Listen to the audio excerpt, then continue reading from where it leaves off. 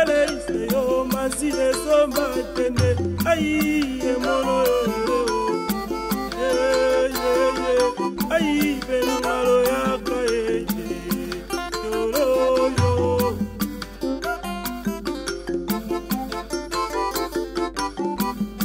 kanela balonga kawe utejakina kolokota kanela balonga kawe utejakina kolokota Chinekiso bato benza kombe ampamba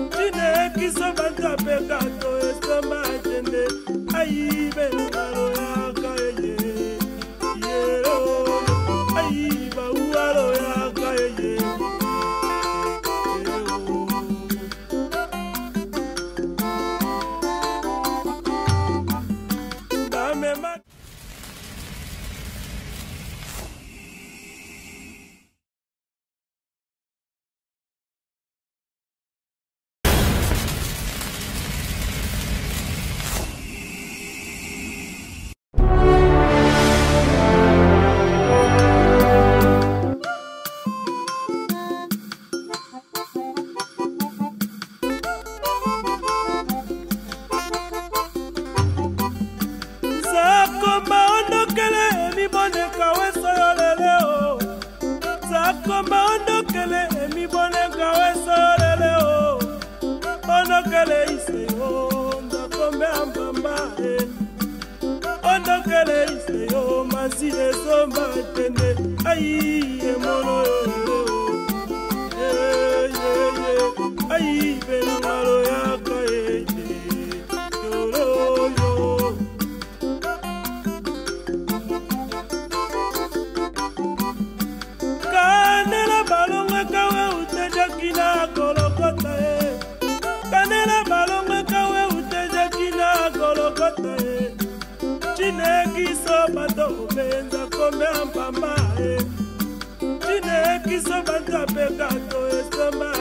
jende Aibe alo yaka yero Aiba ualo yaka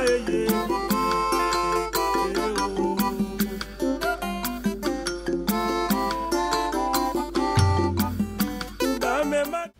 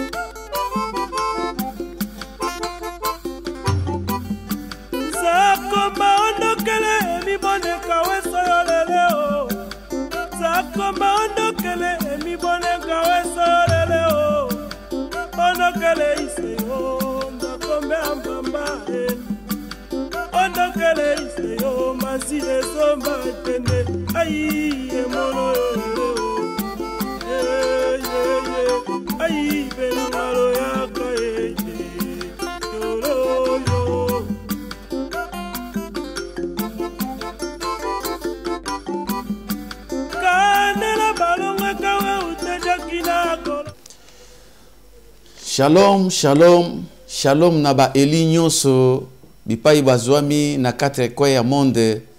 Shalom naba mure ya bonne nouvelle. Shalom na libota na nzambe nyonso bino bato bosepelaka na émission na biso ya le temps d'Isali.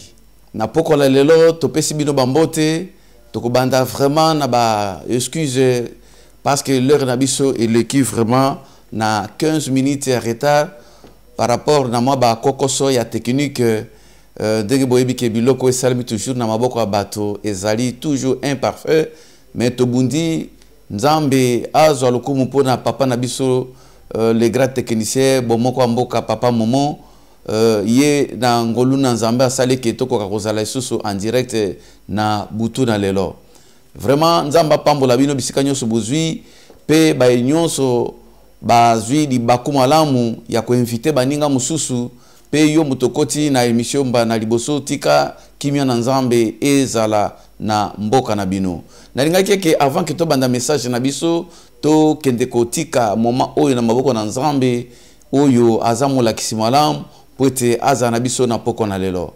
Donc tokokende kotika tant oyo na nzela na losambo biso nyonso bisika tozali tokosambela liboso na Nzambe.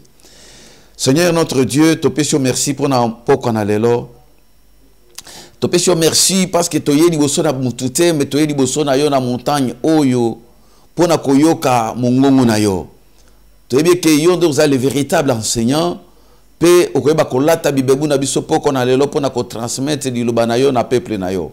Na nguya na molimo santu to résister force nyonso ya distraction milimo nyonso ezali kotambola na ba onde oya bitumba nyonso ya molili to rendre yango inopérationnel dans le nom de Jésus.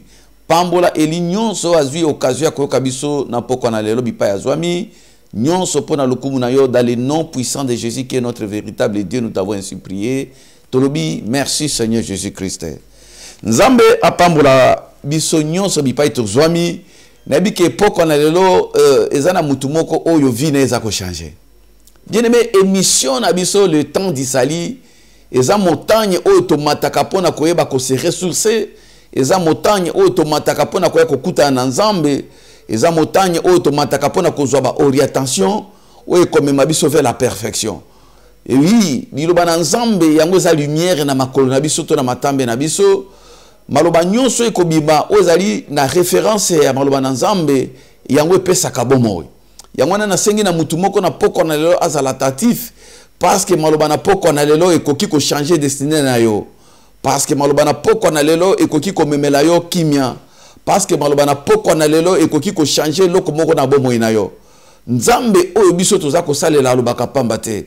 Petango nyonso abandaki ko tinda basakoli to ba messager ezalaki toujours na insu de l'Éternel et puis na sima ya maloba na kolo bomo ina bato ebele e bataki ko pambola mape ko bikisama et le Dieu là o biso toza ko servir a bongwani te bible lobi aza ndenge moko lobi lelo pe libia na libela na poko na lelo toza na mama na biso na likambo oyo tolingi to partager to thème na biso ezali un témoignage pour Dieu, un témoignage pour Dieu elingi koloba litatoli na Nzambe.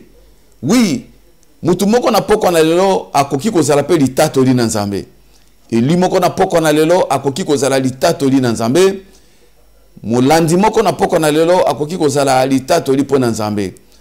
Bien-aimé, na lingaka mingi kopesa ba définition mulai te na lingaka kokota na liloba oyo ekoki komema biso directement na liboso na nkolo.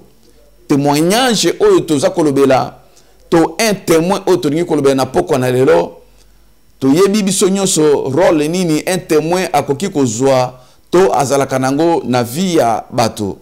Témoin azali mutu oyo azali ko assister na likambo oyo amoni ayoki pe azali capable ya ko rapporter fidèlement to exactement makambo oyo ye ayebi, makambo oyo ye amoni pe makambo oyo esalemaki. To monaka mingi na bazuzi to na ba tribunaux soki makambo komi compliqué ba lukaka bazwa liloba ya moto mususu oyo ekoki ko ya kopesa lumière likolo na moto bazali ko accuser to oyo bazali ko innocenté ba bengaka moto wana témoin. Ye azalaka une troisième personnalité na kati ya ba tribunal et ngi koloba plaignant azali to moto ya kofunda likambo accusé oyo bazali kofunda pe pona kopesa lumière na bazuzi okomona bakoluka une troisième personne oyo akoki koya kopesa lumière bongo mutu oyo akoki koya kopesa lumière to liloba na ye babengi témoin. Il faut okomona tango alingi azwa parole ba juge bako imposer mutu oyo ke agire to katandai koloba solo et rien que bo solo sans que akote la mutu moko to mosusu na tirete bazwa lumière ya koyeba bomo ito likambo oyo ebomba maki ya solo kati na bato mibale ni koloba ke un témoin aza n'importe qui te. Un témoin il faut azala moto yo ayebi likambo, moto yo amoni makambo pe moto yo azali koloba solo rien que solo pona kopesa to ko apporter lumière na situation oyo eza difficile. et okoya komona ke mbala mingi ba témoignage oyo bato ba pesaka ngai na kebaka na yango makasi nakoki kokende ko témoigner mutu te soki na yebi likambo wana te naza na droit ya kokende ko lobela likambo mutu te soki na monaki na miso na nga te. Même na ba prédication okomona moto abengami mosali na Nzambe mais na mateya azali ko buka lokuta pona kokende ko appuyer message na ye azali ko pesa matatoli ya lokuta ya ministère na ye azali ko pesa matatoli ya lokuta ya bonzambe pona ko lakisa ke Nzambe azali to asalaka. Bien aimé mutu te akoki ko sunga Nzambe na ba témoignage ya lokuta tozana tina ya ko sunga Nzambe te na ba faux témoignage pour faire croire aux gens que Dieu existe parce que Dieu lui-même a la capacité à se témoigner par des résultats liboso na quiconque oya kotia tembe ya existence na ye.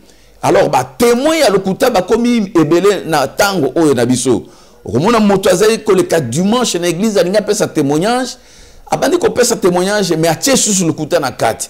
Donc il n'y a pas que témoignage oyo bato ba pesaka mbala mingi ezalaka yango te. Okomona mutu mususu atali ko kide ko pesa témoignage ya moto ayoka kikaka lisolo na sango e lisolo wana basi ba transformer yango lisolo wana basi ba bakisi makambo mususu yepe tango kozwa lisolo abandi ko pesa pe na ba témoignage oyo ezali ba sentiment na ye na biti tango mususu ya ko saliri ndeko na biti tango mususu ya ko anuye na vie ya moto na biti tango mususu ya ko sepelisa bato ya mokili yango na komona ke témoignage eza eloko akosakana na yango te. Bien aimé soki ba bengi yo na vie okende ko témoigner likambo soko yebi likambo wana te soki omonaki likambo wana te soki ozalaki te ko ndima te okende ko mibebisa pona kokende ko témoigner vie ya moto kokende ko témoigner likambo oyo yo monaki te.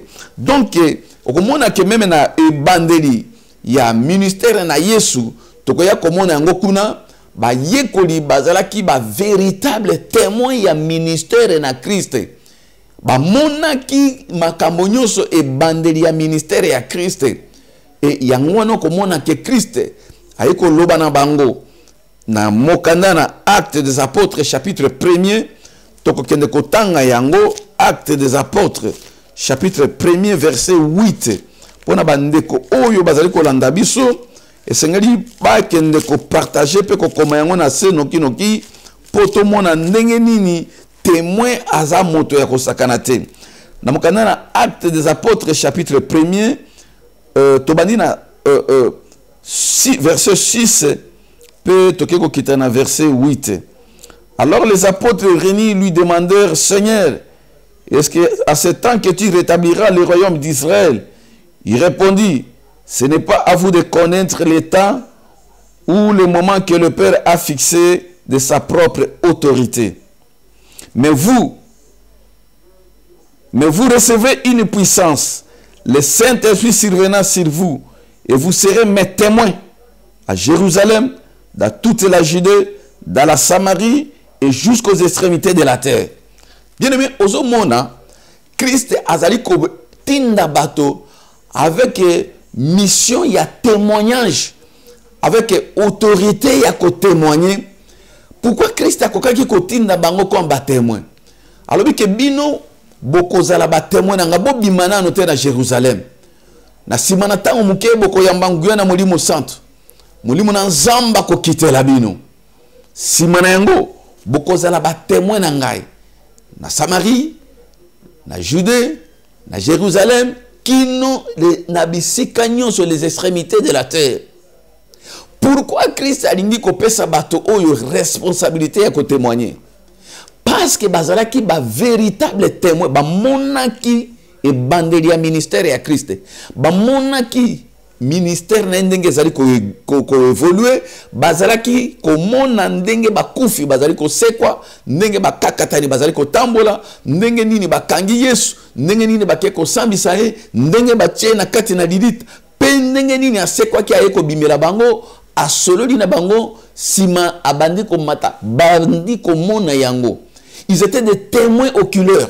Bato ba moni makambo. bato ba yebi via Christ malamu ba moni ndenge nini abandaki kolala ba moni ndenge nini abandaki kolia ba moni ndenge nini abandaki koteya ba yebi langage po ba bandaki ko vivre na ye esika moko. C'est-à-dire un témoin à cause de moto azali ko témoigner te selon ba rumeur akoki ko témoigner te selon makambo ya yo kiango pa moto mususu. Un témoin azali moto a monim na miso na ye à vivre di kambo pe azali ko loba exactement makambo ya moni sans que alongola ni abakisa. Voilà pourquoi Christ a ko pesa responsabilité à témoignage ya ministère na ye na bato yo bayebi vi na ye malam. Bien aimé, okoya ko remarquer que na ta o biso tozali ba témoin ba komi ebele ya vie ya bato. Ba témoin bazali ebele ya ba ministère ya bato mususu. Ba témoin bazali ebele ya ba couple ebele. Moto ayebi vi na yote. Moto ayebi bipa yo botamite. Moto ayebi ndenge yo tanga classe na yote. Moto ayebi ndenge nini yo balate azala meme na mariage na yote. Moto ayebi te jeunesse na yo ndenge kola. Amona quartier yo beta balete. Amon ayebi ba camarade no bobanda ko sakana bango te ko beta bill. Mais avec ko témoigner yo pa na bato lobi ngana yebi mutu wana. Na biti kaka ya ko salir mutu. Na biti kaka ya ko détruire vie ya mutu. Pe azali ko banga te ko ba na yebi ye malamu. O yebeli ye wapi? Quel témoignage oyo yo ozali ko pesa pona tina na bato? Quel témoignage oyo ozali ko loba pona ko bebi sa vie ya bato? Quel témoignage au pesa déjà pour na tina na ko détruire bato boni au baby sa vie na bango likona ba témoignage na yo bato boni au baby sa ba couple combien au kabola bato pour na ba témoignage ya lokuta. Bien aimé, un témoin aza moto akosakana na ete yo yebi mutute yo yebi vie ya mutute yo yebi ndenge muto abotama te mais ozali kozwa audace ya ko témoigner contre ton frère. Vous allez qu'on soit audace, il y a qu'à témoigner contre ta soeur. Vous allez qu'on soit audace, il y a qu'à témoigner contre un ministre. Na biti kaka il y a qu'à détruire le ministère na ye. Ye a comment na toko baby sa ye na yoka ki awaboy. Toko simbi sa touche. Toko témoigner. Bien aimé, continuez na ko témoigner. Toko mona ngole lo ke faut témoigner ko tika la impunité liboso nzambe. Loko munoko na yo efandi pona ko témoigner mabe pona bato. Loko munoko no efandi ekatama ndenga pona ko salir bato, pona ko bebisa ko kabola ba couple, pona ko salir bana bato, pona ko salir basi ya bato, pona ko salir mibali ya bato. Bien-aimé, sache que un témoin ne restera pas impuni devant l'Éternel. Parce que yo lobi ko yebi mutu wana, pe ozali ko témoigner contre une personne sans que yeba vie na ye. Mais l'autre ngi to lobi la témoignage ôté. Bien sûr, avant que tu la maman na biso na likambo, et c'est là que tu benga ko tali sa différence qui est un témoignage ya bato pe ezana témoignage ya nzambe. Bato bakoki ko témoigner contre yo bien-aimé. Bato bakoki ko luka ba salir vie na yo. Mais soki nzamba yebi yo, soki nzamba sali azui décision ko banda ko témoigner yo. Ba témoignage nyonso bato basala ki ko sala annuler. Yango na ngina loba na Eli moko na poko na lelo. Na yebisio ke nzamba yebi yo koleka ba faux témoin. Nzamba yebi bana na koleka ba faux témoin. Nzamba yebi ministère na koleka ba faux témoin. Nzamba yebi oyo zali réellement koleka bato ba banda ko salir yo banda kala. Na poko na lelo. Nzamba lobi ki alingi ko banda ko témoigner siko pona yo. Nzamba zui décision pona ko témoigner liboso na bato. Nzamba zui décision ya ko pesa maloba na ye oyo zali. Parce que moto ayebi yo koleka nzamba zali te. Tika poko na lelo Yahweh na bibelo o ayebi yo o azala ki témoin o alobi ke pendant que ti encore la masse informe nzamba yeba ki kombo na yo tango nano ozaki na libumu mama no te nzamba yeba ki yo tango koti na libumu mama no nzamba yeba ki yo tango botami na sena moi nzamba yebi yo tango bandi ko kola nzamba yebi yo voilà muto azali na makoki ya ko témoigner yo o ayeba ki yo nano kuto koti na kati ya libumu mama te o ayeba ki yo tango zaki na kati ya libumu mama na yo pe o ayebi o ekozala mikolo na lobi voilà la personne qui est habilitée à témoigner sur ta vie sur le ternaire des armées bon tango ya témoignaka témoignage ya nzambe kosaka te témoignage ya nzambe ezalaka ya solo témoignage ya nzambe bikisaka témoignage ya nzambe change ka destiné na bato na pokwa na lelo nzamba zui résolution ko témoigner likona mutu moko oyo basi ba bebisi vivi na yo oyo basi ba bebisa réputation na yo oyo basi ba témoigner makambo lokuta contre yo. L'Éternel se lève cette nuit pour na kopesa sa véritable identité na yo pour na kopesa sa véritable fonction na yo. Nzamba lingi ko telema pona koloba à partir ya butu na lelo Yahweh na Biblia bandi koloba pona tina na yo. Bien aimé komi tungisa te komi justifié te parce que Yahweh que c'est à lui la vengeance, c'est à lui la rétribution. Lelo azali ko telema pona témoignage na yo oyo ba bebisa. Lelo azali ko témoignage azali ko telema po ki Allah ki sabato véritable personnalité na yo. Nzamba témoignaka bana na ye bien aimé. Nzamba témoignaka basali na ye. Nzamba témoignaka ba famille. Nangi na ye bisa famille moko. Oyo basir ba salir yango. Que témoignage na bino bandi. Alléluia. Témoignage na bino nzamba zo telema ngo lelo. Azali ko banda ko sukolango na nguya na maloba na ye. Abandi ko sukolango na puissance ya Molimo Santo. Nenge Christ ayebisa ki ba disciple. Abibo mitungisa te na makambo koya. Bino bo zelana no Molimo Santo. Quand le Saint-Esprit viendra, ce qui bo tondi na Molimo Santo, ndego ba da kotato la. Nzamba témoignage ka bato na nguya ya Molimo Santo. Personne n'a qui résister devant le témoignage en Zambé. Parce que témoignage en Zambé, latin nguya na Molimo Santo. Yango ya kapé pona kosala exactement on Nzamba za koloba pona yo. Na pokwa na lelo, lola est témoigné mutumoko. Dans le nom puissant de Jésus. Nangi to tanga texte na biso. Oyo ezali ko talisa biso lumière ya pokwa na lelo. Alléluia. Toko tanga na mokana na Job. Job chapitre 1er. Job chapitre 1er verset 6. Pe tokei ko sukisa na verset 10. Na lobi Job chapitre 1 verset 6 qui l'on a verset 10. Or les fils de Dieu virent un jour se présenter devant l'Éternel. Et Satan vint aussi au milieu d'eux. L'Éternel dit à Satan, d'où viens-tu? Et Satan répondit à l'Éternel, de parcourir la terre et de m'y promener. L'Éternel dit à Satan, as-tu remarqué mon serviteur Job? Alléluia.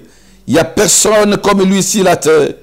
C'est un homme intègre, un homme droit, craignant Dieu et se détourna du mal.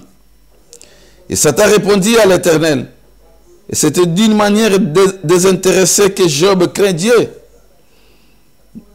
Ne l'as-tu pas protégé, lui, sa maison et tout ce qui est à lui? Tu as béni l'œuvre de ses mains, et ses troupeaux couvrent le pays. Parole du Seigneur. Tant nazo tanga makambo mutema nanga ezotonda na esengo. Nalobaka na bato bazalaka pembeni nanga. Nalingaka komikumisa te. Nalingaka pe bato bakumisaka nga te bayembelaka nga. Bien que ça nango lisumu te. Parce que le même bato bazo yembela yo. Soko baluki mukongo, nzembo wana pe baloli yango forbe. Et comme nzembo akochola yo. Le même bateau baza ko acclamer pour na yo. Soko pesi mukongo. Ce sont les mêmes personnes bako salir kombo na. Le même personne bazo peso ba kombo ya mukolo leki bango patati macha bako peso ba kombo nyonso ya mokili. Tango kaka ozo pesa mukongo bakomi ko seka yo. Balobi ke tala moto yeboy. Un gaillard zéro moto toza ko liela ye. Malgré pesa ki bango ba bon. Malgré se pelisa ki bango pe ba se pelisa ki yo. Mais l'homme reste toujours un homme. L'ingratitude d'un homme, la malhonnêteté d'un homme. Motakoki ko kumisa osikoyo. Mena sima mkongo na yo alobi makambo mususu. Ba camarade boni to mona. Okena ndako na yambia bandi ko kumisa. Ler kaka ozo baluka nano kiti escalier te téléphone eleli. Hauti ko zala o mobola moko bona sungi ya lebi loko na cuisine nanga. Ako banda masolo nyoso bando ko makitino na suka. Voilà nature ya moto. Yango na lingaka hypocrisie ya bato. O soki na miso na ngai ozali abandi ko kumisa yo abandi ba belle parole natala ngabi voilà un farceur parce que témoignage ya moto et suka kana ba lèvres zakana motema te ezana muke penza ya bato na génération na biso akoki ko témoigner avec sincérité de cœur ou akoki ko témoigner tango yo ozali te wazali prête ya kokufa même pona tina na yo po aloba ke mutu wana aza ndenge bozolo bate bato aboye batikala isusu penza mingi te na tango na biso mutu azali ko changer lokola couleur ya bilamba mais yoka awa ezana ndeko moko boye ongana sepelaka na mingi malgré bato balingaka kopesa bana na bango komo na ete frère na biso komo na Job un homme intègre nzambe azali ko vate ye na ba critères nyonso ya zalaki na ba qualité nyonso azalaki bibebi mo comme sous le fils du bana na basakoli basangani Satan pe aye ko se présenter liboso na bango nzamba moni Satan aye ko se présenter na kati na bana bato nzamba zo solola na Satan nzamba zo tuna Satan yo uti wapi ho ingeko lobake nzambe jusqu'à présent akangi nano Satan te Satan tamboni nano na mokili azali ko yenga yenga pona mission na ye nzamba tuni uti wapi Satan pesi orientation abi liboso na nzambe na ko kosa te abi na uti ko yenga yenga ngana mokili nzamba lobi eske bi pa yo uti ko yenga yenga. As-tu remarqué mon serviteur Job? Oh, maloma oyo touché ngana motema. Nzambe azako faire remarquer Satan Job. Habi eske o monaki mutu moko comme Job. O monaki différence ya mutu. O monaki lo lengene ya kotambola. O monaki lo lengene ya ko résister devant la tentation. O monaki lo lengene na sa fidèle pananga. Bien aimé, nzamba za ko témoigner mutu oyo abotami na mwasi pe mobali. Nzamba za ko témoigner mutu oyo abimana mokili okola yonanga. À cause ya ba critères zaki na kati na ye. Pourquoi? Parce que nzambe nano Job abotama kite nzamba yebaki. Nano Job akotaki na libumu na mama nete nzamba yebaki Job. Job tango ayeko botama nzamba yebiye. Ministère mobimba ya Job ndenge azaki kosalela nzambe nzamba yebaki makambo nini oyo Job abandaki kosala ezala dans le secret ezala na miso bato mbala mingi biso tolingaka bato bakumisa biso parce que baza komona baza ko juger biso selon apparence ya libanda mais bien aimé yebaki bato bakoki ko témoigner yo oh sero wana zaka sere moko kimia oh frère oyo bipenza na église oh soko lukine problème c'est que yondo zamabe mais bino boyebi ete bomoni libanda nzambe aza l'unique oyo ayebi motema moto oyo ayebi identité ya moto oyo bato mokili bakomona te. C'est lui qui a la responsabilité. Il y a qu'à témoigner mutu avec sincérité parce que c'est un mutu mon côté oyo ayebi mutu kole kanzambe. Yango nanga nazaka paniquer devant mutu. Ata mutu alakisi apparence ya ndenge nini. Ata mutu azako loba lokola mamelo. Ata mutu azako loba lokola mupe. Et n'y a qu'on accepte que ça sanctification. Il y a des gens qui ont l'art de parler. Azana manière à koloba tango azolo baza même prête à kolela. Mais yo tali bobi ki no mutu aza innocente. Mutu penta yebi di kambote. Pourtant yena mote mazo se kabino. Obandi ko pesa témoignage mususu par rapport na oyo missionnaire so monde. Mais nzambe asala kabongo te. Nzamba tala kamitema. Ayebi mutu na mutu avant ki abotama. Bien aimé, awa nzamba bandi ko témoigner mutu. Azo témoigner devant Satan. C'est-à-dire nzambe amonaki misala nini oyo ezaki na kati ya Job. Est-ce que pourquoi na lelo nzamba koki ko témoigner ndenga azo témoigner Job? Parce que biso tozo mona libanda. Na église bazo mona libanda. Mobali na yo azo mona yo libanda. Mwasi na yo azo mona yo libanda. Mais est-ce que nzambe aza koki bato bakoki ko nzamba koki ko témoigner yo ndenge bato baza ko mona yo? Parce que biso to suka kana oyo miso zomon. Ndenge Bible za ko talisa biso nzamba lobi que vous les hommes vous regardez ce qui frappe les yeux mais moi Dieu je vois le cœur. Oui, nzamba tala kate oyo za ko frapper libanda. Nzamba tambola kate po motazo tambola malem. Témoignage ya nzambe zaka par rapport na bilamba moto alatite. Témoignage ya nzambe zakate par rapport à ekolo moto azali. Témoignage ya nzambe zakate par rapport à ba étude faite ya moto. Témoignage en Nzambe za vrai parce que Nzamba zebi mutu wana. Na pourquoi na lelo bien aimé. Na ngeke comprendre que mutu akoki ko témoigner malamu ezaka Nzambe. Yango wana soki yo yebi kozana relation malamu na Nzambe. Même soki bato ba témoigner mabe contre yo ko bangate. Po mokeli no ayebi yo koleka bato mokeli. Ya ko rendre justice na maloba na ye. Awa Nzamba ye ko rendre Job justice. Petango Nzamba zali ko témoigner. Bien aimé Job azala ki wana te. Pour qu'il y ait sa Job. Bien aimé, Job akenaki kopesa kanyaka te. Mais nzamba atali misala ya Job. Atali bo mwana na eti kino mukolo Satan yaki ko se présenter. Nzamba bi ezana motote na sena mo ilokola ye. Alléluia. Voilà vrai témoignage. Nzamba za koloba na ye. L'Éternel dit à Satan, as-tu remarqué mon serviteur Job? Il n'y a personne comme lui sur la terre. C'est un homme intègre, un homme droit, et un homme intègre et droit, craignant Dieu, et il se détourna du mal. Aujourd'hui, dans la qualité où nous avons témoigné, un vrai témoignage, que l'intégrité est qui n'a qu'à vie à Job, droiture est qui n'a qu'à vie à Job, la crainte de Dieu est qui n'a qu'à vie à Job. Batu mususu même moi si ne abandai go douter parce que mukolo yo Job a eu ba problème moi si albi na yopé ba camarade à Job bo bandaki ko tambola na ba homme d'affaires ba douta ki na Job tango passé yaki di connaît ba il faut za la sumuki il faut za kama sumu na ye parce que mutu tango akukuta na ba problème na vie ba témoignage ya lukuta bandi si tout tango zo traverser ba moment difficile bato ba yebi etamboli na hote bato ba yebi relation na nzambe te babi parce que asumu ki yango na makambo ezela o ezaka masumu ye mutu mobimba to mona tous les jours na église ye kutu mutu apesa kana ba dim muke sima ba passer ndenge ni na kobi bo seka asumu ki nzamba lobi na yebi ye y a personne sur la terre bien aimé nzamba yebi yo ayebi ba qualité ozanango même yo koki ko vate na miso batote tika poko na lelo témoignage na nzamba banda ko tatola nzamba banda ko rappeler na ba qualité nyo seza kati na yo na butu na lelo nzamba zali ko témoigner liboso Satan nzamba zali ko témoigner liboso ba inina yo nzamba zali ko témoigner famille moko liboso na bato yo ba pesa ka ba attribution o ezaya yote nzamba zali ko témoigner véritable identité ya bana na yo parce que moto ayebi bana na ko leka nzamba zate nzamba zali ko témoigner véritable identité ya mwasi na yo. Bien aimé, bato ba salir ba couple.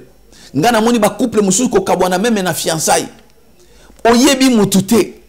Parce que azaka ka jalouse na yo. Mais mona ke ko yebisa mobali na yo, fiancé na bo sibo yokani. Fiancé sali 2 ans. Obandi ko bonga mapo bokene na mariage. Omoni ka camarade no abimi. Na ba photo ke ko yebisa fiancé na yo. Omoni yawa, biso na ye. To banda na ye bien malamu. Abandi ko pesa ba témoignage ya lokuta. Poka ka libala no sale matin. Akepa mutu mususu abandi ko pesa ba témoignage ya lokuta poka ka ba misala na wes eke de libosote.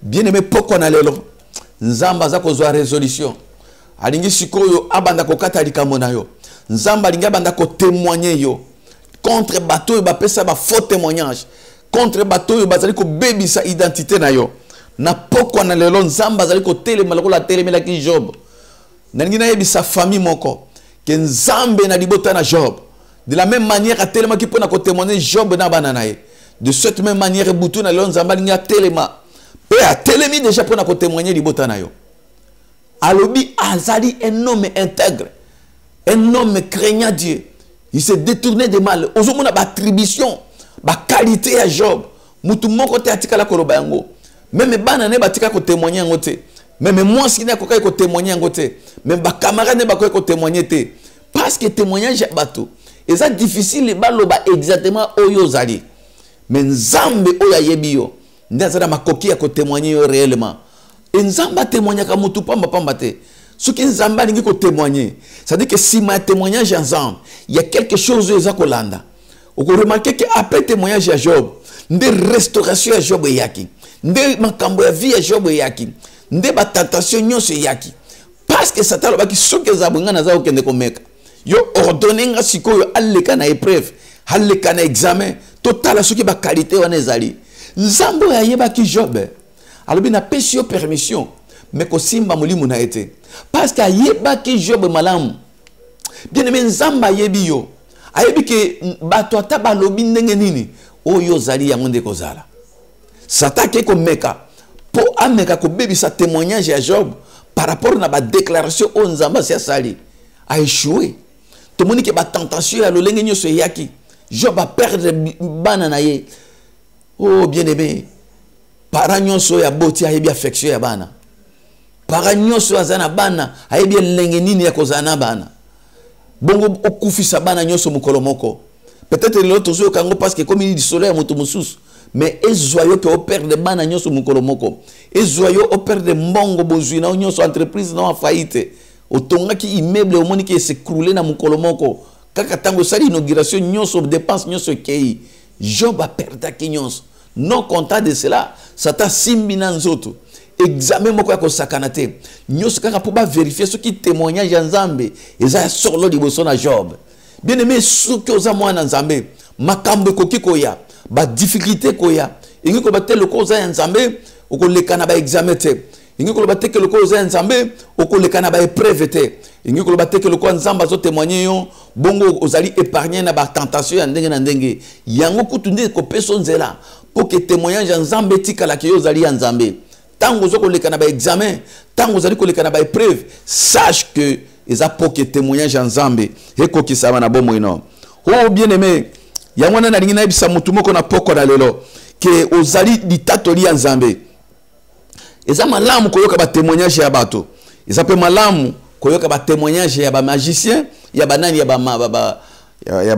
ba juge ya bato ya tribunal mais eleki malamu témoignage ya Nzambe na poko na lelo biso bato to juge ka bato ndenge na utaki koloba selon ba apparence na biso selon ba relation na biso selon ba relation ethnique lokola zande konanga ya ekolo boy okomi kuna obandi ko lobela malamu même ozomona ye na kati ya mabe obandi ko pesa ba témoignage ya malamu a fonction ya ba lien familial bozana ngo a fonction ya ba relation bozana ngo a fonction ya ekolo sika etini bouta par alors que yebi bien que muto yozo ko témoigner asa fautif na kati ya likambo etambo lineza malamu te pourquoi asa pasteur na biso bana ya boy biso bana ya province tel biso bana ya quartier boy biso to uta na commune olingi ko yoka te baloba mabe nzoka nde oyebi bien que moto kambi na bino aza ndenge yozo témoigner te oza ko témoigner mutu pona ba posa ya mokili oza ko témoigner un pasteur par relation ya ba provenance na bino po akabela ki o mwasi po akabela ki o mobali po yende mutafungola ki o relation moko boy moyo lo ba mabe ça te bien aimé sage la Bible nous dit que un faux témoin ne restera pas impuni lokola yo ba témoignage général ezalaka basé sur des relations au lieu lo ba na vérité Christ a établi des disciples comme des témoins parce qu'il savait que batona bazaki ba témoin oculaire pe bazaki sous rempli du Saint-Esprit. Bakokaki kokende ko témoigner avec l'esprit charnel. Il fallait d'abord être revêtu de la puissance du Saint-Esprit parce que le Saint-Esprit c'est Dieu lui-même au azaki ko témoigner na bibebu na bango. Un enfant de Dieu qui est rempli du Saint-Esprit, c'est impossible à témoigner par mensonge.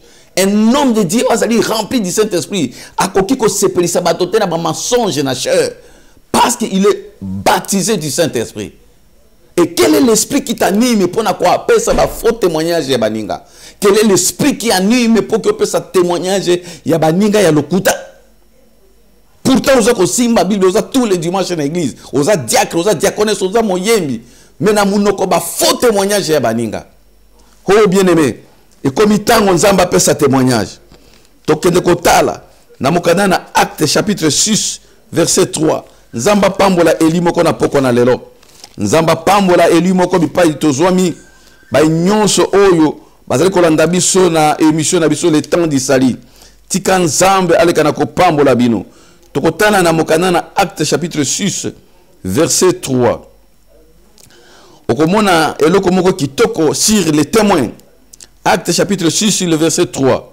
C'est pourquoi frères, choisissez parmi vous 7 hommes de qui il aura un bon témoignage, qui soit plein de l'Esprit Saint et de sagesse, et que nous chargerons de cet emploi. Awa ezali na tango ya institution ya diakona. Tango balingi ko pona bampaka ya liboso ya lingomba. Balobi ke qualité o esengela ki paka azala nango. Il faut azala un véritable témoin. Oyo yé moko pe azana di tatoli malamu azana bon témoignage. Critère wana ezaka susute na ba église na biso lelo. Tozali ko établir motopo ya pesa kambongo. Tozali ko établir motopo ke yaza na compagnie. Tozali ko établir moto na ba poste de responsabilité parce que pesa ka 10 ya munene. Tous allez établir moto pona ba relation des histoires pour outil na famille na moko pour azali leki ya ndeko ya nani. Mais il n'y a pas le choix par rapport au Saint-Esprit. Bato lelo na église talent ba nomination n'engeza kokende. Ba ordination. Ba frère ba fandi na ekati église ba yekoli lukambo nzambe bazana mulimo santo ba pachela bango maboko te.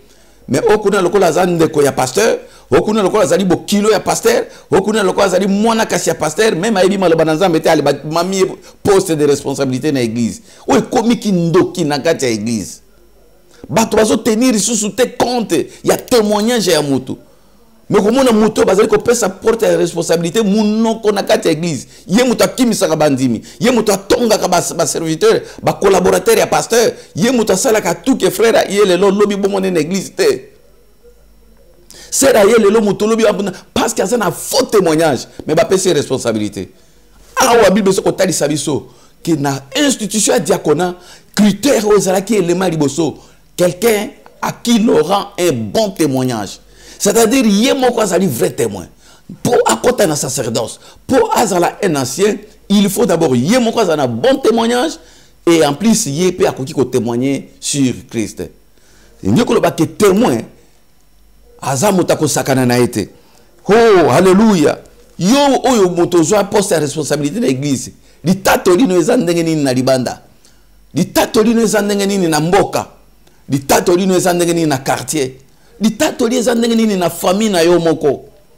Bato ya famille no bazolo ba ngana ko kende ko sambela te oyo moto bozaka na kuna ye pasteur. Ye penda ser en Christ parce que na famille salité na salité mais l'église kuna mokambi. Un témoin cause à la bongote. Mutu azo témoigner pour na Christ. Déjà yé moko témoignage neza malamu te. Et bon ndingi na ko témoigner malamu pour na baninga mususu. Donc sengeli ko keba na likambo. Bien-aimé dans le Seigneur, awa boye ba pona ki critère ya liboso comme critère ya malamu pour na ko témoigner pour na ko tia moto yo diacre balobi ki il faut pas kaza la moto na litato li malamu. Alléluia. Nangi to kende to tanga na mokana na 1 Timothée chapitre 3. Nzamba pambola eli moko na poko na lelo. Nebi ke bandeko mingi bisika bazali baza benu. Nebi ke ba elu mingi lelo na poko na lelo ba kufungwama. Parce que Nzamba lingi ko témoigner ba véritable bana nae. 1 Timothée chapitre 3. Toko tanga na verset 6 qui nous na verset 7. 1 Timothée chapitre 3 verset 6 qui nous na verset 7. Je lis au nom de Jésus. Il ne faut pas qu'il soit un nouveau converti, des pères qu'enflés d'orgueil, il ne tombe sous le jugement du diable. Il faut aussi qu'il reçoive un bon témoignage de ceux du dehors, afin de ne pas tomber dans l'opprobre et dans le piège du diable. Alléluia. Awa. Bazali ko pesa condition. Ya mutu nyonso alingaza mwana nzambe. Mutu nyonso alingaza la évêque. Mutu nyonso alingaza la mpaka. Mutu nyonso abengami chrétien. Esengeli aza na makambo. Aza na litato li malamu ya libanda. Bato pe ba témoigner malamu pona tina na ye. Bato pe ba loba makambo solo pona tina na ye. Bien sûr que ba faut témoigner bazalaka. Mais nzamba ko lata minoko ya bato po ba témoigner malamu pona yo. Alléluia. Balobi qu'il faut qu'il reçoive un bon témoignage dans verset 7. Quel est le témoignage oyo zanango? Yo motoza ko sambela butu na mo. Yo motoza ko teya na ba internet. Yo motoza ko teya na ba télévision na ba radio. Témoignage nini yo moko na motema na consciemment oyebi que nzambe pa ko ki ko témoigner. Ou bien bato bazali ko témoigner na libanda pour ba moni na libanda mais na kati no ba yebi ko za occultiste na kati no ba yebi ko za yo yebi ko za sorcier na kati no ba yebi yo moko yebi ko za moto songi o panza bato mais tu prends la Bible en etondi na motema jalousie etondi na motema mensonge etondi na motema et quand tu témoignes contre les gens tu le fais comme si tu étais vraiment là. Oh bien-aimé, pourquoi ne les a pourquoi sali? Pourquoi ne les a pourquoi repentance? Na ba faux témoignage, on va dire que témoigner à la légère parce que bango moko témoignage na bango eza ya mbindo. Ya mona na pourquoi na lelo. Na lingeti o comprendre loko moko ki nzambe na bikam. Adali nzambe atala kalikambo ya témoignage ya bato. Nzamba mona kalikambo ya témoin pamba te. Bien-aimé soko ba témoigner pour na tina na yo. Nzambe azali ko contrôler témoignage. totali sous na mokana na 1 Corinthiens. 1 Corinthiens chapitre 4. Tika eli moko na poko na lelo azala beni. Eli moko na poko na lelo azala beni. Okomona Paul azali ko recommander mwana na ye ya molimo. Azali ko tinda ye po akende ko rendre témoignage parce que cet enfant avandaki na Paul amonaki ministère na ye pe ayebi kazalaki véritable témoin. Et nzamba ana besoin ya bato aboye. Oyo soko moni eloko solo loba exactement makambo yo moni. Pas de mensonges na ba témoignage, pas de plaisanteries na ba témoignage, na bit ya ko détruire ba ninga mosusu, na bit ya ko détruire. Et bato nyonso bazali ko sa makambo oyo tata na bango ayebani. Le père des mensonges na Ja 8:44. Totangi na 1 Corinthiens chapitre 4 tokotalango na verset 17. Alors Biboye, pour cela, je vous ai envoyé Timothée, qui est mon enfant bien-aimé et fidèle dans le Seigneur. Il vous rappellera quelles sont mes voies en Christ, quelle est la manière dont j'enseigne partout, dans toutes les églises. Awa pour la sokotinda Timothée et pas ya chrétien ya Corinthe. Abina tinde ni bino mutu o azalaki témoin. Ayebisa bino ndenge nini ministère nanga ezali, ayebisa bino ndenge nini nga na tamboli parce que Timothée atambolaki na Paul. Azalaki vrai témoin, il y a ministère à Paul, ayebaki souffrance à Paul, akoki koloba, ayebi ba faiblesse naye, nengeni ni Paul abandaki kolala, soki azalaki moto ya kindumba, soki azalaki moto ya moyibi, soki azalaki ko escroquer bandimi mbongo, Timothée ayebaki yango. Abi parce que batu nyonso bakoki ko témoigner mais Timothée au moins azalaka nanga, il est le vrai témoin, il y a ministère nanga, ye moto ayebi. Bien aimé, pour yeba via apôtre dit de Likenja. Mais il faut à la tango yeba consacrer, il faut à la l'air nini ba akbanda ministère, il faut yeba père spirituel na ye, bato bakoki ko témoigner. Mutu eza ko témoigner pour natina na yo, est-ce que aza témoigner vie na yo? Est-ce que atambola na yo? Est-ce que azalaka na yo? Mais Timothée akena mboka ya Corinthe, Paul azaki na conscience tranquille, alobi que Timothée akozala akoyebisa bino ndenge na tamboli ndenge nini ngana moni passe ndenge nini nazako prêcher doctrine nanga eza nini nzambe nini nazako salela et Timothée azalaki chargé à kosala témoignage. Le long nzamba ana besoin ba Timothée ya boye na ba église na ba famille bato bakoki ko témoigner fidèlement pour na baninga na bango, bato bakoki ko témoigner fidèlement pour na Christ, bato bakoki ko témoigner fidèlement pour na pasteur. Vous allez remarquer qu'un homme de Dieu qui kosa makambo kitoko en église mais bandimi bakolobela ngote bako témoigner ngote mukola kosala kaka erreur mama na ngai même azalaka na début ministère tabinga na yebi pasteur banda ministère na banda azalaka bon mais tout ce que l'homme de Dieu fait à malamu kuna baloba relaté.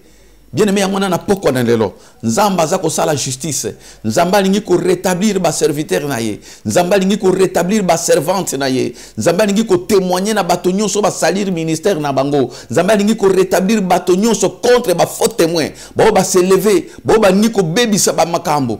Nzambe lelo azui résolution ndenge na lobaki ya ko pesa véritable témoignage na yo. Et si ko nzamba pesa kango na nini na ba résultat, bato ba komona ba résultat et les gens sauront que nzamba zana yo. Pourquoi? Parce que ko banda ko kende. Bible lobi que mon serviteur montera, il montera, il montera. Yangona na poko na lelo. Je déclare que Eli moko na poko na lelo nzamba créer différence. Nzamba banda ko témoigner à partir ba résultat. Nzamba banda ko témoigner à partir misala na yo. Nzamba créer différence entre makambo bazolo bapona tina na yo na ba résultat on nzamba za ko bimisa kati na yo balobi ke yo zaki moto alibabe mais nzamba ko lakisa bango ke oza moto pamwama parce que mapambo lia nzambe za ko ya na yebisi bino ke to komita ya sali personne ne pourra arrêter témoignage na nzambe na vie na yo. Personne ne pourra salir ce que Dieu a déjà déclaré pour toi. Nzamba témoigné Job, liboso à Satan, et tikala kibongo. Job a résisté à la tentation et Job a été béni au centuple parce que l'Éternel avait déjà déclaré pour lui qu'il était un homme intègre. C'est-à-dire que si il y a témoignage en Nzambe et là comme monsieur parce que témoignage en Nzambe simba qui vit à Job avec force. Pourquoi na lelo témoignage nzambe simba yo, témoignage nzambe simba ba tentation nyose koya, témoignage nzambe simba na ba moment nyonso ya difficulté, témoignage simba libota na yo, témoignage simba mobali na yo, témoignage nzambe simba bana na yo, okoka kokende de succès en succès, de progrès à progrès, parce que Dieu a déjà déclaré que il a des projets de bonheur et non de malheur pour toi. Et nzambe oya yebi yo avant que yo botama, oyo yaza nango comme ba projet asi a témoigner yango ki za ba projet ya bonheur yango mote ko salema na poko na lelo na déclarer yango kwa ntoma nzambe di tatoli na nzambe e banda ko ganga na vie na yo di tatoli ya nzambe e ganga liko na bana na yo di tatoli ya nzambe e ganga liko na mobali na yo di tatoli ya nzambe e ganga na ministère na yo bien-aimé parce que nzambe azaka sima témoignage na ye dans le nom puissant de Jésus-Christ. Alléluia. Aujourd'hui, il y a des conséquences à témoignage en Zambie. Et change toujours ma vie à bateau. Témoignage en Zambie. Et fungo la kaba porte. Témoignage en Zambie. Et il y a des restaurer bananaye. Na poko na lelo. Na nige ke mutu moku. Hakende ko tange la biso. Bipa yo zwami kuna. Oko tanga na ndako kuna. Parce que makambo ngana zo zwa awa. Ba révélation nzamba zo pesanga. Eza lipamboli makasi. To tangi na mokana na nzembo to psaume de David. Psaume 92, 92, 93, 93, verset 5. Yoka nini Bible zolwa. Psaume 93, verset 5. Yoka liloba nzambe nenge lobi. Tes témoignages sont entièrement véritables. La sainteté convient à la maison, ô éternel, pour toute la durée des temps. Yoki Bible dit que tes témoignages sont entièrement véritables. Ça, c'est David qui déclare. Amoni que Nzambe a déclaré bato abandé comme on a David na makambo ebele. Mais Nzambe a abandé la David le kola batote. David a lobi kolona yebi sikoyo que ba di tatoli no pona moto yango des véritables. Alléluia. Tika di tatoli Nzambe za la vérité pona tia na yo. O bato bazolo bako kipe yango te. O bato bazakolo bapona bana no elembisa yo te. O bato balobi pona libota no elembisa yo te. Di tatoli Nzambe yango des véritables. Yango de kokisama. Nzamba ana makoki ya kotatola yo véritablement parce que yebi yo.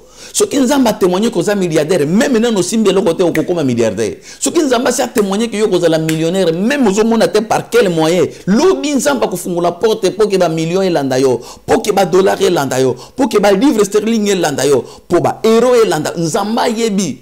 Ce qui Nzamba a déclaré en Nzera ba sakoli que yo kobala bien aimé mboule bete kita. O Nzamba témoigné yango de koko kisam. Ce qui Nzamba a témoigné pour na yo que yo koza mosali munene yeba ke kokoma mosali na Nzambe. Di tatoli na Nzambe za véritable. Tikana poko na lelo. Di tatoli Nzamba a témoigné pour na yo. Bien aimé malgré les qui sont moment difficile, malgré mikolo makambo zo marchete, malgré zo mona na lokola diable bandi ko zwa bokonzi di kon na yo, malgré zo mona na ke mboka bandi ko sanza yo, lokuta yango ebangisa yote. Di tatoli na Nzambe za véritable. Di tatoli na Nzambe za véritable pour na ba faire na yo. Di tatoli na Nzambe za véritable pour na ba projet na yo. Di tatoli na Nzambe za véritable na yebisio ke di tatoli na Nzambe yango de za véritable. O banani balembisi yo. Banani baza kolinga ko kitisa kondima na yo. À partir de témoignage na bango, bake pa na fiancé na bake neke pa mobali na yo, balobi ki yo zando ki po libala na ekufa. Di tatoli Nzambe za véritable. Libala wana ko kufa te. Bake neke pa mo e pa na patron na yo, po ba longolo na musala. Bake ko funda yo pa na patron. Di tatoli Nzambe patron wana ko lala te. Okoza la rétablir même ata si basi wa longola ki yo. Bien aimé ba ko rétablir yo na fonction na yo. Oh bien aimé na poko na lelo. Le témoignage de Dieu est véritable et s'accomplir na vie à élu moko. Le témoignage de Dieu est véritable et s'accomplir na ba projet à mutumoko. Le témoignage de Dieu est véritable. Mutute azana makoki ya ko casser le témoignage de Dieu na vie na Élie. Na poko na lelo Nzamba za ko déclarer que témoignage Nzambe est véritable. Tika témoignage Nzambe est la véritable pour na yo. Tika témoignage Nzambe tika la bongo pour na tina na yo. Vérité ezali vérité. Mutute akoki ko longola. O Nzamba si a témoigner pour na tina na yo. Le témoignage Nzambe est un résultat. Il y a un comportement na yo, il y a un kati na yo. Il y a un résultat, il y a un caractère Nzamba bombi kati na yo. Il y a un résultat, il y a makambo Nzamba maloba na Nzambo za kati na yo. Il y a un des témoignages Nzambe. nzamba ko témoigner par rapport na makambo zakati na yo yebi makambo zakati na te bien aimé na kati na yo trésor ezali na kati na yo diamant ezali na kati na yo mbongo ezali na kati na yo pétrole ezali et soko lingo yeba ndenge nini nzamba témoignaka lelo nzamba zo témoigner na nzela na mateya ozo yoka évangile yo zoka na butu na lelo yango na nde témoignage nzamba lobika yebi yo koleka batu nyonso basalir yo nzamba yebi yo koleka batu nyonso babiki yo ko bongate et le Seigneur déclare cette nuit que na poko na lelo témoignage génétique véritable makambo yo zoko yoka na poko na lelo yango na ko s'accomplir na vie na yo pe yango etikali véritable dans le nom puissant de Jésus. Bien aimé makambo za minene nzambe na biso akosaka te Yohoshua Mashia nzambe na bikamo Jésus-Christ notre véritable Dieu ye akosaka te aza poko na lelo pona ko témoigner pona mwasi moko aza poko na lelo pona ko témoigner pona tia na mobali moko aza poko na lelo pona ko témoigner pona tia na libota moko liboto bazali ko lela o satana kosaki bino et que bino boko bongate o ba noko bakosaki ke bino boko bongate mais na poko na lelo nzamba ko témoigner oh bien aimé ata yo yebite et kozana moto nzamba ko utiliser ou ko témoigner pona tina na ba porte ko fungwama tika nzamba témoigner yo liboso ya chef esika badai ko luka mosala baza ko linga ko peso mosala te butu na lelo nzamba témoigner liboso na chef wana wazali incrédit linga longolo na mosala nzamba témoigner butu na lelo nzamba témoigner liko na fiançailles yo lingi ko kufa nzamba témoigner liboso na ba faire yo linga ko banda bake ko loba makambo lokuta po ba faire wana kufa butu na lelo nzamba témoigner yo nzamba témoigner bisika nyos o satana précédent ki pona ko kende ko pesa ba faux témoignage butu na lelo nzamba kita na molimo mon centre ha témoigner bisika nyos blocage ezalaki nzamba témoigner yo liboso na bakonzi a témoigner yo liboso na libota nzamba témoigner yo ke yo za moto munene yo kama kambo na butu na lelo haleluya eloko moko ezo salema na mokana na 1 Samuel est-ce que mutu moko akoki ko tanga ou bien akoki ko komela biso kuna na 1 Samuel chapitre 9 tokotanga mokana na nzambe na 1 Samuel chapitre 9 verset 6. 1 Samuel chapitre 9, le verset 6. Yoka, tokotanga kaka yango, verset 6 sapamba. Le serviteur lui dit, voici il y a dans cette ville un homme de Dieu. Et c'est un homme considéré. Tout ce qu'il dit ne manque pas d'arriver. Allons-y donc, peut-être nous fera connaître le chemin que nous devons prendre. Parole du Seigneur. Awa, vous avez l'histoire de Saoul, Bible, papa ne bungaki. À quel point que ne kulukangu me bazala qui accompagné na mwana ne mosala. Bien aimé babandi ko kende baluki, Bible bazuite. Ba komi na libande à ville. Parce que na époque wana Bible bi ke batu nyonso babandi ko kende ko consulter Nzambe à travers des prophètes. Et prophète Samuel azaki na kati ya mboka. Bango baye ba komi na libande ya mboka. Mosali oya bande ko tambola na Saoul. Ayebisi papa parce que Saoul a commencé ko réclamer bi to tamboli 3 jours. Ba pate zo mona na teto zonga na biso. Mwana mosala lobite. Abandi ko témoigner pour moto nzambe. Moto nzamba ayeba ki était. Moto nzamba zalaki na communion na été. Moto nzamba futa ki était. Voilà comment Dieu a témoigné kapona basali na etangu yo zalaka te. Nzamba ko témoigner yo bien aimé ozana tina te opesa moto corruption pour ba témoigner yo. Saint-Esprit ko témoigner yo ozana tina te oyebana na bisika wana poke ba témoigner yo. Et sika makambo ekomi difficile, mutu moko te azali wana oya yebi yo. Mutu moko ya ekolo no azalité, mutu moko ya poso no azalité. Mais si tu es béni de Dieu, Nzamba abandi ko témoigner yo, aza capable ko témoigner yo bisika bato bazalité sans que ofuta mbongo. Samuel azaki na kati ya ville. Mais le serviteur de Saoul, il commence à témoigner sur Samuel. Alors, non, mon père, toujours dans la ville, il y a un homme de Dieu. Alléluia. Alors, il y a un homme de Dieu. Un homme considéré. Tout ce qu'il dit ne manque pas d'arriver. Yoka, azako témoigner. Abi mutuana, ha mutuanzambe. Mutuana, o nyuso alobaka. E kokisa makakaka. Ezanga kate yende soki toke solution ezali. Siko problème nanga ezali ke mono yoboye na mosakoli bazaki na communauté. Mais Saint-Esprit, le Dieu de toute puissance, akoti na munoko ya mwana oyo, akoti na munoko ya serviteur pour témoigner mon sakoli et pas ya Saul. C'est de cette manière que yo komona bikamo nzambe à partir na lelo. Bipai makamone koma ki difficile. Nzamba ko susciter bato. Nzamba ko fungula ba porte, bato ba ko témoigner yo. Na lingina lo Eli moko na butu na lelo. Kaka butu na lelo nzamba banda ko témoigner yo. A témoigner en Amérique, a témoigner en Asie, a témoigner même en Afrique, a témoigner na kati ba compagnie, a témoigner na ba fero ba keko bebisa. Nzamba ko susciter bato, a bouger bato, a utiliser bato lokola ba instrument, kaka po ba témoigner yo.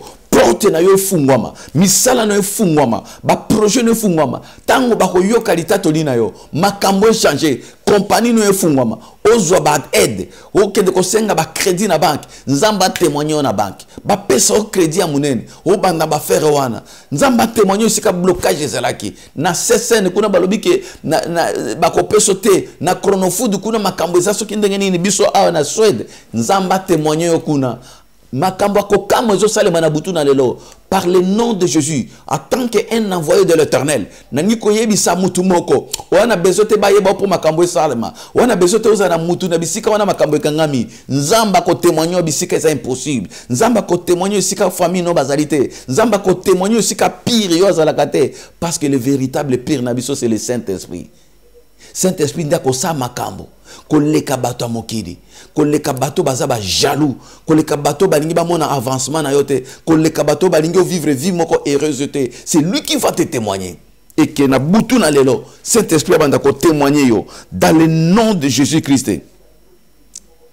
Nzamba banda ko témoigner mutu moko nazali ko déclarer yango na kombo na Yesu nzamba témoigner pas mobali na yo ba famille na yo même ba BBC déjà réputation no pas mobali libala no eza pembeni po ekufa nzamba témoigner pas mobali na yo kaka à partir semaine lelo langage ya mobali na yo changer nzamba témoigner pas mwasi na yo kaka partir butu na lelo makambo changer nzamba témoigner pas na fiancé na yo kaka partir butu na lelo makambo changer nzamba témoigner pas na chef na yo à partir semaine tozo banda ba rétablir yo pose promotion nzamba rétablir makambo nyonso bakangaki une nouvelle relation banda à partir ya témoignage na yo parce que nzamba c'est ko témoigner mutako bebisa kwa salite nzamba zali ko témoigner pour la destinée na yo dans le nom puissant de Jésus-Christ. Bien-aimé nzamba na bikamu tango ya témoignaka ozana besote ozana bato ongana zakana mutute ongana zana ba famille te véritable famille na yo véritable famille nous ali Saint-Esprit à côté témoigner au bisika o mutako okomate. C'est ça la bonne nouvelle, c'est ça le temps d'Isali. On a besoin que bato baza la majorité pour ba ko témoigner yo soko za politicien nzamba ko témoigner yo na mitema ya peuple pour ba pona yo. Alléluia.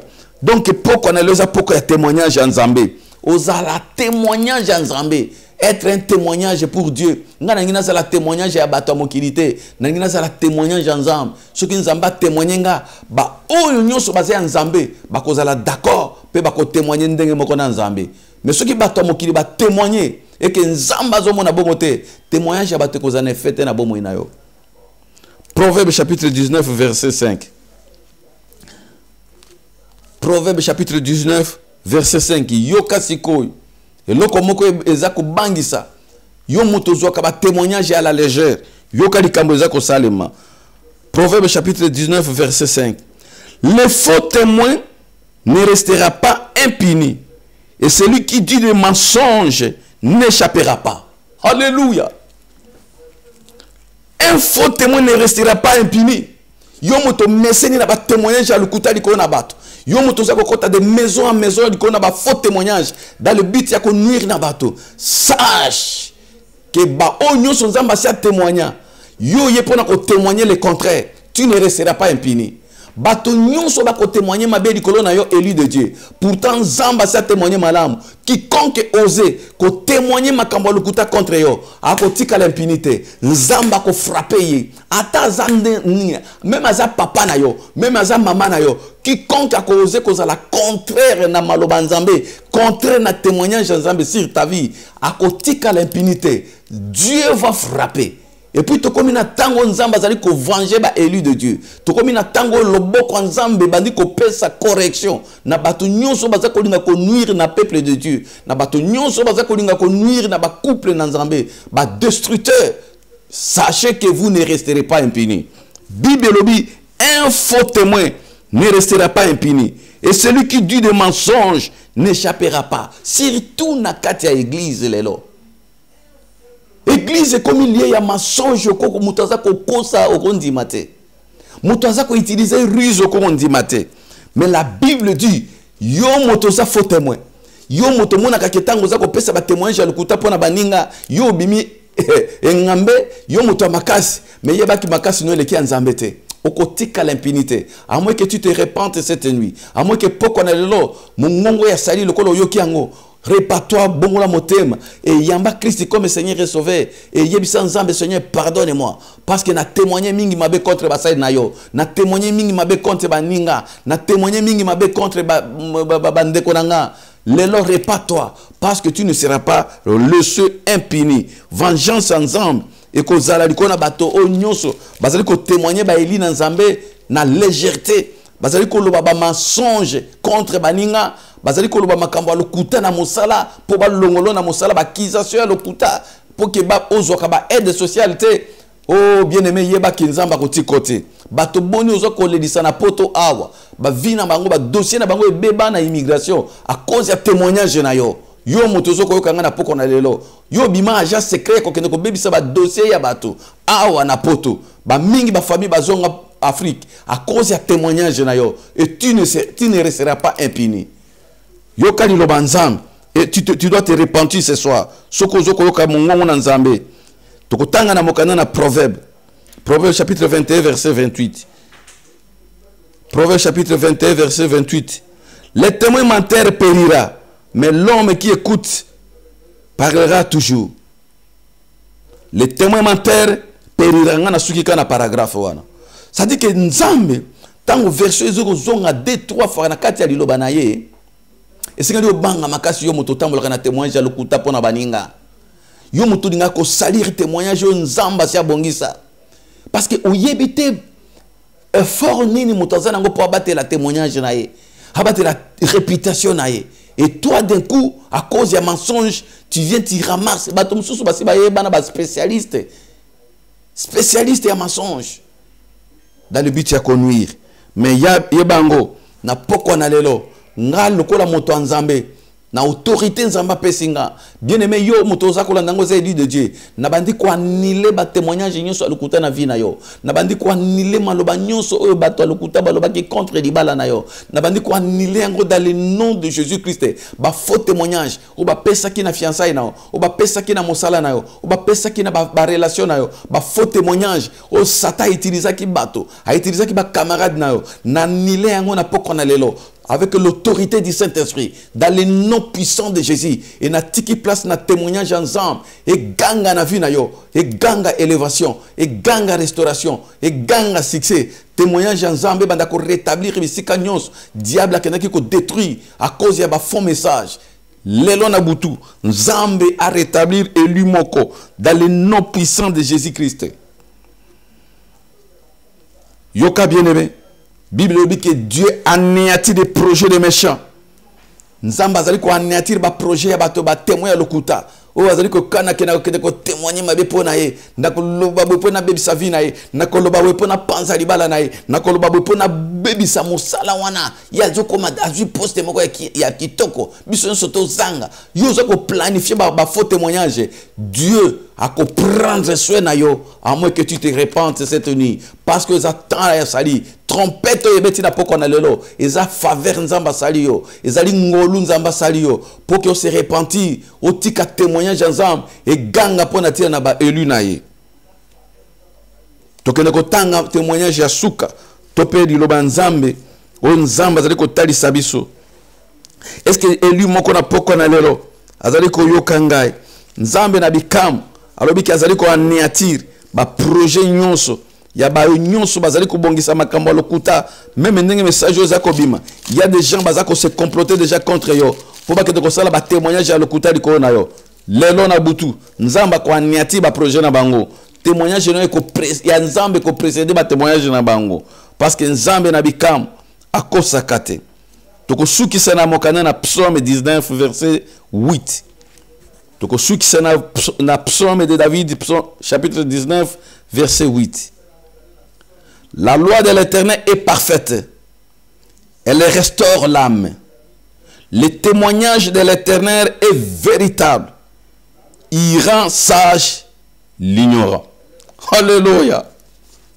La loi de l'Éternel est parfaite et elle restaure l'âme. Le témoignage de l'Éternel est véritable. Il rend sage l'ignorant. Maloba nzambe. Li tatoli na nzambe. Yango ezali parfaite.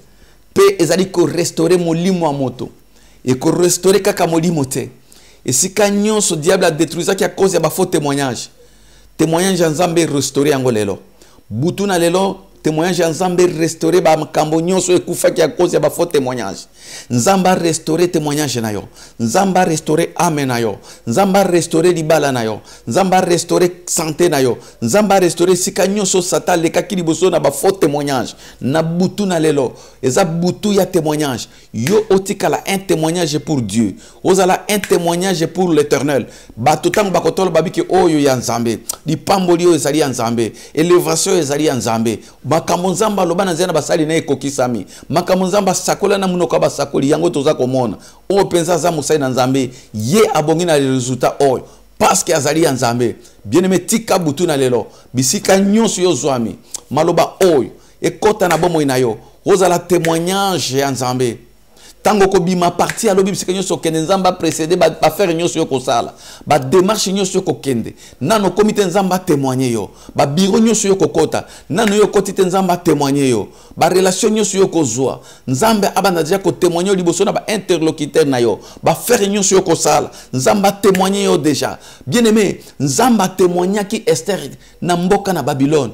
Bien-aimé, tango nzamba kitaka, molimo nzambe kitaka pona ko témoigner.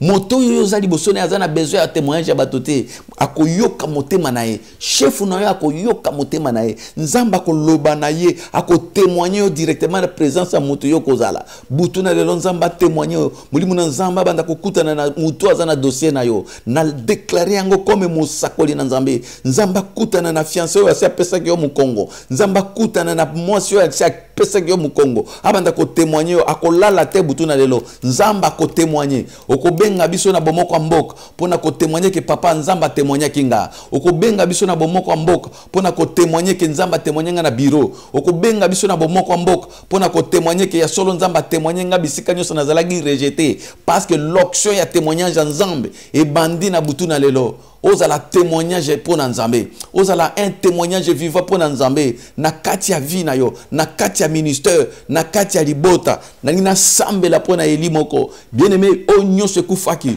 le Dieu de restauration azali ko kende ko témoigner pour que a restaurer azali ko témoigner ameno pozwa kimia ozala ki blessé pona ba témoignage ya bato le Dieu qui restaure les âmes Yéwana zali ko kita avec la puissance du Saint-Esprit pour que a témoigner yo, a restaurer motema na yo, a pesa libota na yo sengo, a pesa bana na yo kimia, a pesa mwasi na yo sengo, a pesa mobali na yo sengo. Par le nom de Jésus, le véritable Dieu, Yehoshua Mashiach, na poko na lelo alingia komisa yo témoignage na ye bisika nyoso koleka bato batala babiki oyo penza ya nzambe bisika nyoso koleka bato bamona ke lipamboli na yo tie pa na nzambe na ngina sambele sika yo zali bien aimé yo moto moteme zikaki a cause ya ba faux témoin oyo bakozika la kozala impunité bakozwa pe lifuti na bango mais yo lelo zala moto ne sengo zala mwasi ne sengo zala moto mwasi na mobali ne sengo parce que nzambe abandi ko témoigner yo na miso na mokili. Nanina sambe la pona eli de Dieu bisika ozwami. Seigneur notre Dieu, le Dieu qui témoigne. Yo yebi biso koleka bato ya mokili. Yo yebi eli de Dieu moko ya fandi na butu na lelo pona kolanda yo Seigneur. Batiki misala pona koyoka insu de l'Éternel. Tika nzambe maloba ezala accompagner na ngwe na molimo santo. Obanda ko témoigner moko bipai nyonso témoignage ya mabe lekaki. O témoigner bango bisika ba difficulté ezalaki. O témoigner bango isika ba barrière ezalaki. O témoigner bango ici comme impossibilité bandaki komonana butu na lelo ensemble. O fungola ba nouvelle porte. O fungola ba relation ya sika. O fungola bisika satana kangaki dans le nom de Jésus-Christ. Nango témoigner mwana mwasi moko. Wazali ko lela lela. Nango témoigner mama moko. Wazali ko lela lela. Pour que ba baby si réputation qui azali ndoki. Pour que ba baby si dibala na e pour que azali ndoki. Du coup na ba faux témoignage. Nzambe le restaurateur des âmes. Kitana butu na lelo pona ko restaurer bato. Banda ko témoigner ba sali na yo. O ba baby si réputation na bango illégalement. Pe futa ba enyonso ba ba faux témoin. Parce que lobi ke ba kotika la impunité. Kono tomona différence kat na ba vrai pe ba faux témoin. Na pamboli libota na yo. Dans le nom de Jésus-Christ, qui est notre véritable Dieu, nous t'avons ainsi prié. Merci Seigneur Jésus-Christ. Nzambe na bikamwa, apambola ba nyonso bazwiri bakoya kolanda biso. Vraiment message na biso ezala ki puissant. Na ebike bandeko mingi bakobenga. Bien aimé tango nzamba za ko visiter binu na maloba oyo toza koyoka. Esengeli bo banda kobenga lokola bandeko musuba bandi deja ko sala. Benga biso na ligne na bomoko mboka. Kala te toko pesa bino email na biso ba mususu ko lingi ko koma komela biso na bi ke nzamba azali ko visiter bana na ye o mimonisa o koma na ba email o koma o benga na bomoko mboka pona ko témoigner que nzamba akokisi maloba na ye parce que évangile toza côté eza tango ya sali mutakobika kaka na nzoto te na molimo pe na misala. Sali ezana ba domaine ebele oyo nzamba lingi ko kitsa na mabota na biso. Yangwana ba coordonner nyonso oyo eza koleka wana esengeli to benga pe toyeba na kopesa matatoli.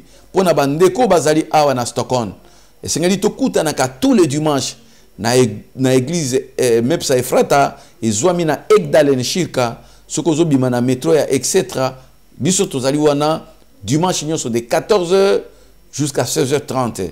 Pe bao bazana sud ya biso Suède Mepsa ezali na Yetebo kuna bango pe basambela de 14h pe na 16h30 kaka ndenge bozali komona ba coordonnées oyo ezali ko défiler na se pe ce que ozali na besoin koyeba makambo mususu obengi biso.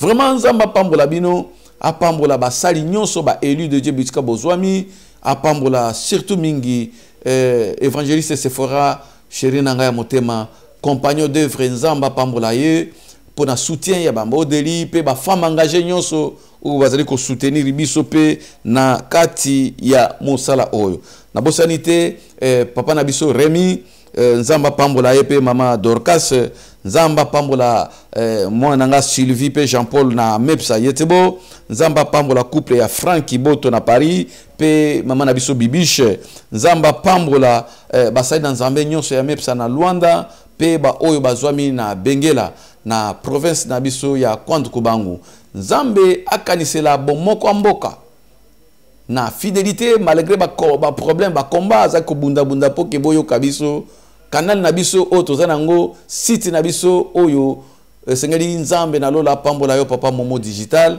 apambola mama na biso Pauline pe sima mikolo ba projet nyonso bozana ngo ekokisama lola eyoka kolela na basali na ye nzambe akanisela pe bana nyonso ya Mepsa na pamboli mama na biso Béatrice nzambe akanisela yo mama nzamba pambola mama na biso Marie-Jeanne apambola ba nyonso bazo soutenir biso na mosala ya nzambe awa na mboka na Stockholm pe bande komsusu na tangi kombote lola e mona bino vraiment soki nzamba yete tokuta na lisusu mercredi prochaine na émission na biso le temps d'Isali bisika nini tokoki kokende koyoka liloba na nzambe na bosanité ko pambola servante na nzambe mama na biso Béatrice Ndoma vraiment mama Béatrice Ndoma nzambe apambola yo pe ba servante nyonso oyo bakoti na poko na lelo mingi na yebi kobo na binote vraiment nzambe alekana ko pambola apambola ba eli nyonso tokutani mercredi prochaine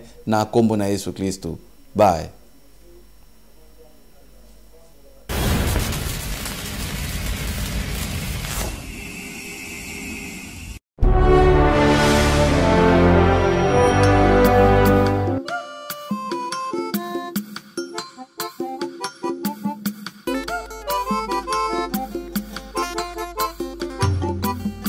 Zakoma ondokele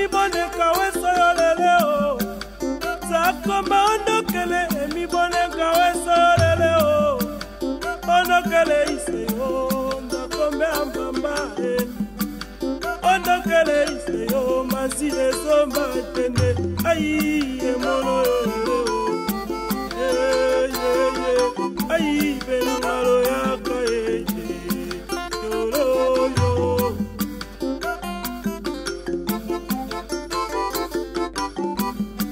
kanela balonga kawe utejakina kolokota kanela balonga kawe utejakina kolokota Chinekiso bato benza kome ampamba Chinekiso banta pekato esoma tende ayibe ngalo yaka yero ayiba ualo yaka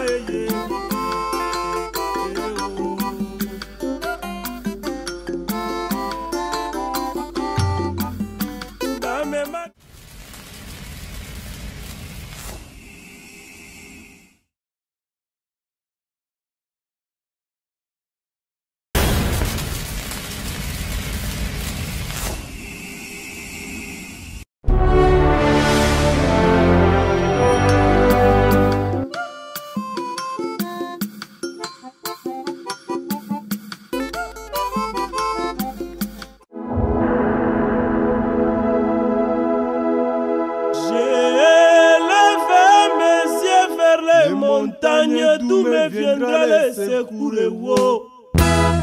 Je lève mes yeux vers les montagnes, d'où me viendra le secours. Le secours me vient de l'Éternel qui a fait le ciel et la terre.